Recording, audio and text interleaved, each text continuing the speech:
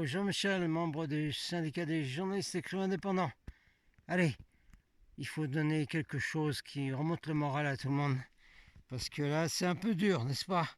Mois de novembre, limbo, catastrophe de partout. Bien que la planète se réveille. Alors, on va donner pour les deux chaînes, un message de Horton.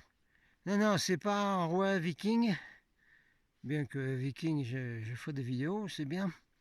Non, Horton, c'est un nom qui a été donné au Danemark lors de contacts télépathiques.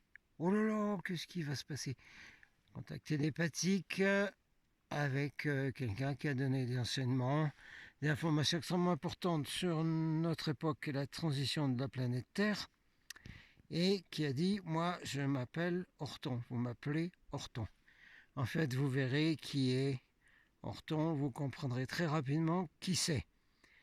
Et je crois que tout le monde peut accepter des paroles de Horton. Aucun problème, tout le monde en a bien besoin en ce moment. Et aussi de comprendre ce qui se passe. D'accord? Allez, on refait notre petit circuit de 8 km. Enfin, il y a 4 km pour revenir là. Et puis on va faire ça au soleil. Là, nous sommes dans 10 cm, 15 cm de poudreuse. Fabuleux, absolument fabuleux. Au moins, ça remonte le moral ici de voir la neige et d'avoir l'énergie des cristaux de neige. De ce qu'a dit la déesse Norse. Voilà. Bon, allez, on va faire du Horton ici. Parce que le soleil va baisser, il y aura toujours des petites couches de nuages. Et puis c'est pratique, le P20 là, il s'enfonce dans la neige avec son petit stick là, c'est bon. Alors donc on repart sur deuxième partie. Vous voyez ma vidéo première partie que j'ai appelé Message de Jésus. Mais enfin, c'était pas vraiment son nom, c'était Yeshua. D'abord il y en avait 3 en même temps. Et puis c'est un des 3 qui a été sur la croix pour lui. Enfin bon bref. L'enfumage de l'église chrétienne, catholique, chrétienne, pareil.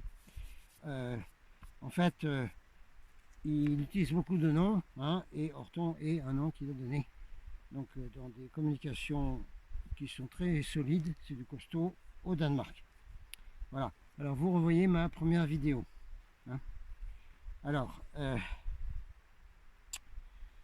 qu'on voulait dire là-dessus d'important avant de passer au texte? Oui, évidemment, hein, ceux qui ont un background catho, là, ou chrétien, ou évangéliste, au secours, ou baptiste, au secours, je connais tout ça, j'ai des histoires à raconter, mais on peut mettre ça sur la chaîne, ça n'en vaut pas la peine, non, pas du tout.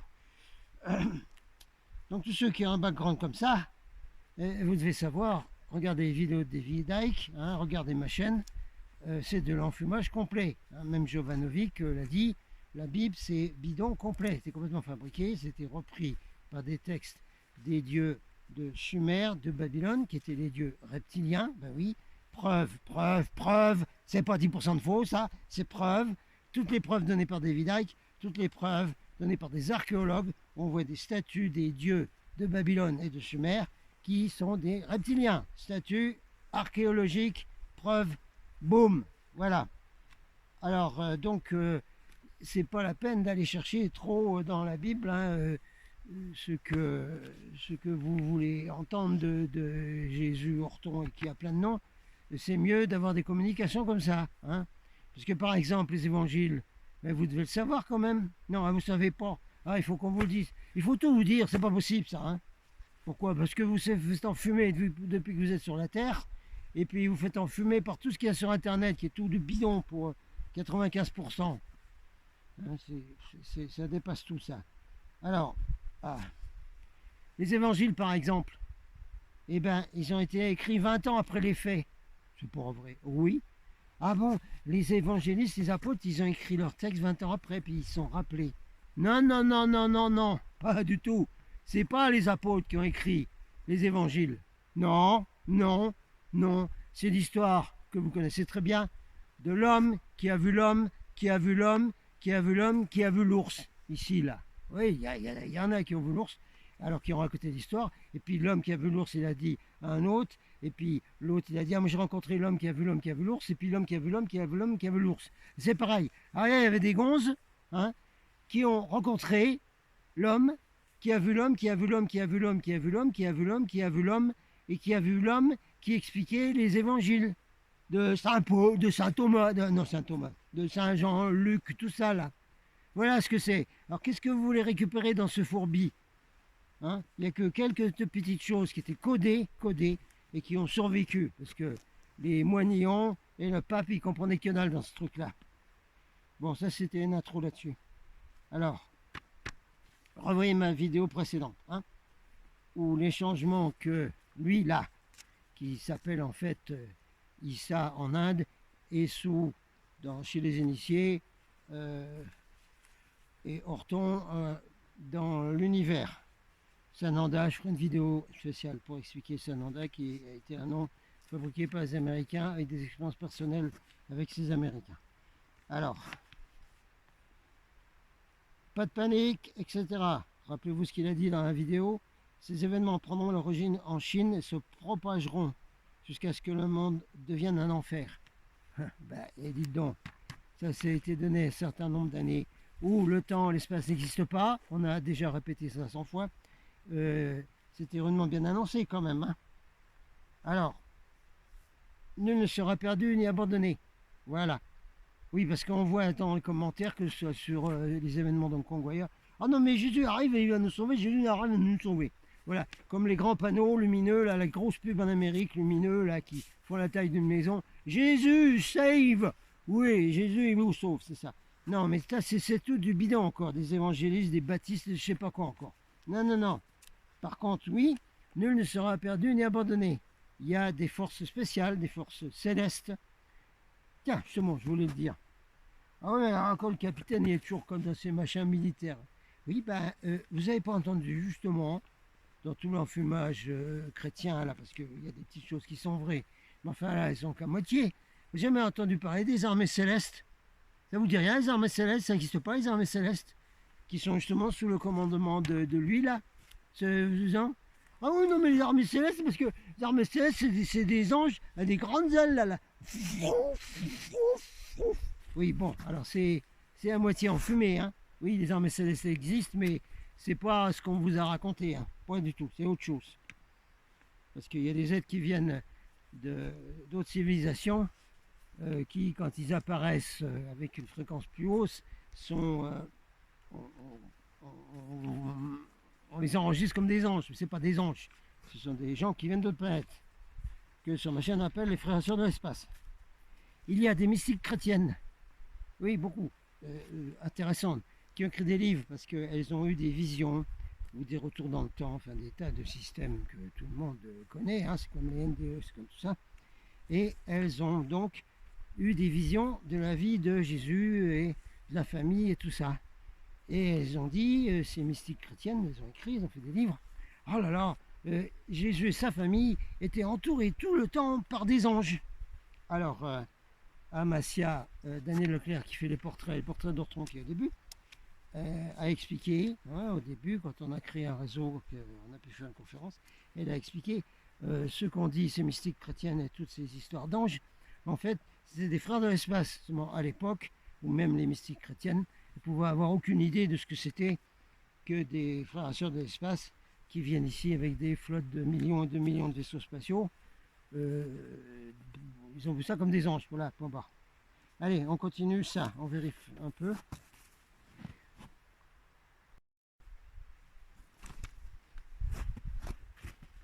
Je vais reprendre un peu le texte de la première vidéo parce qu'il y a 2-3 petits éléments qui sont importants. Dit Orton, si nous contentions de changer le plan terrestre au point de vue spirituel, ce serait une grave erreur. Ce serait tout aussi grave erreur que de changer seulement au point de vue matériel. Les changements spirituels et matériels sont étroitement liés, c'est ce qu'on dit. Tous les sages, tous les initiés, les Amérindiens, toutes les tribus, les Celtes, tout ça. Toujours la même chose, toujours dit pareil. Ne laissez pas les sceptiques troubler votre esprit, je m'occuperai d'eux personnellement. Ah ben c'est bien ça. Alors s'il te plaît, Horton, tu vas t'occuper des trolls là qui font semblant de me suivre et puis qui disent des choses pour jeter des ombres sur ce que je fais. Arrête. Occupe-toi d'eux, c'est bon. Notre plan est définitif.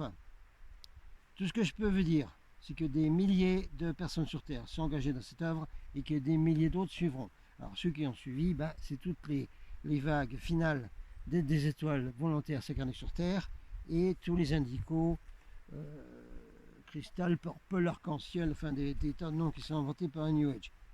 Mais ce qui existe quand même. Il y a eu beaucoup d'appelés, mais peu d'élus. On le sait, parce que beaucoup de gens ont laissé tomber. Non, moi je crois plus à tout ça, parce que l'ascension n'a pas eu lieu, là, c'est annoncé en 2002, ça peut, là, moi je crois plus à rien. Eh bien, mais peu d'élus. Beaucoup d'appelés, mais peu d'élus. Parce que les élus, c'est ceux qui choisissent eux-mêmes. Ben oui, les évangélistes et tout ça, là, dégagés, de toute façon. Les élus, c'est pour vous qui dites qui est élu. C'est personne qui dit qui est élu. Hein, c'est même pas Horton lui-même, hein. C'est les gens qui s'élisent eux-mêmes. Non, c'est pas les élections. Les gens qui, par leur prise de conscience, leurs actes sur Terre, sont élus pour faire partie des opérations de Horton. Voilà.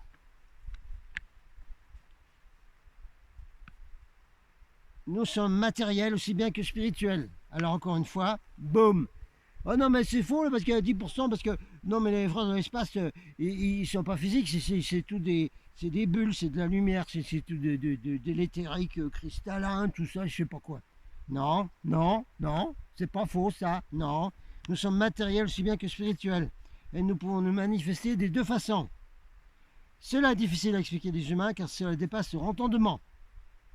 Si vous pouviez entendre et voir à un autre niveau vibratoire que votre niveau actuel, voir les explications très précises de David Icke à ce sujet, comment on peut arriver à ça. Donc si vous pouviez voir un autre niveau vibratoire, vous entendriez des sons dont vous n'avez aucune idée actuellement, vous verriez une lumière qui est invisible pour vous en ce moment. Vous voyez la photo que j'ai prise d'une sorte de l'espace qui était toute lumineuse là-haut, là, dans la montagne ici, là. Et vous verriez des êtres que vous ne pouvez pas voir, là, ici, sur votre planète, dans votre troisième dimension, parce que ces êtres émettent une autre lumière. C'est aussi simple que cela. Toute personne ayant suivi tant soit peu les événements qui arrivent sur votre planète depuis plus de 50 ans, savent que nous nous sommes déjà manifestés physiquement. Des livres, des articles ont été écrits. Vous voyez dans ma chaîne, tout ça c'est expliqué. Certains gouvernements, même des parlements ont discuté de ces phénomènes. Je vous le redis, votre planète n'est pas la seule habitée dans ce système solaire. Le nombre de mondes habités est bien plus grand que les hommes ne l'imaginent, bien plus grand que la science humaine ne veut l'admettre. Et même dans votre système solaire, il y a davantage de planètes que celles qui sont connues de vos savants, qui d'ailleurs les découvrent les unes après les autres. Eh ben voilà. Si nous devions venir en ce moment même pour changer notre plan terrestre, dans le sens où nous désirons qu'il soit changé, c'est-à-dire, il dit, si on venait faire les changements nous-mêmes, il ne se passerait pas 10 années avant que l'humanité ne soit retombée à son niveau actuel. Parce que c'est dans la conscience d'humanité que ça doit se passer. Et après, oui, il y aura une aide, il y aura 50% d'aide. Ce n'est que lorsque l'humanité se retrouvera dans une situation d'où aucun recours n'est possible qu'elle se réveillera et comprendra. Eh bien, on approche de ce moment. Vous avez qu'à regarder les informations alternatives, les vraies que vous pouvez trouver. Jamais l'humanité ne sera attaquée de l'extérieur. Ça, c'est une manip du Blue Beam.